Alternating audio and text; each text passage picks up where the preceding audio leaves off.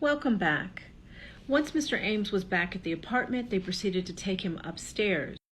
They took Mr. Ames into the apartment and proceeded to ask him for the code to the safe at the Super Value grocery store.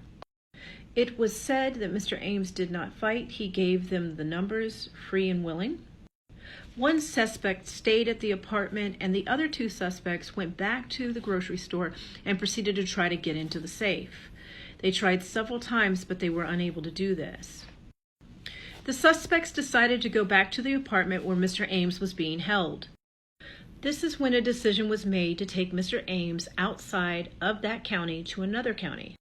They decided to take Mr. Ames to Rockdale.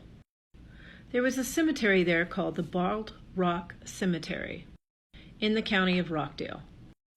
The reason why they were choosing to take him that far away is they wanted him to be disoriented and not be aware of where he was at, so it would take him a lot longer to get back home. Once they parked the car, they made a decision that Mr. Ames was going to die. This was an extremely isolated area. It was very rural in 1994. I did a little research to see exactly what the moon was like in the sky at that particular moment. It was a bit of a crescent moon, not very much at all. With this information, I would gather that it was pretty dark out there. Mr. Ames was face down in the back seat of his car.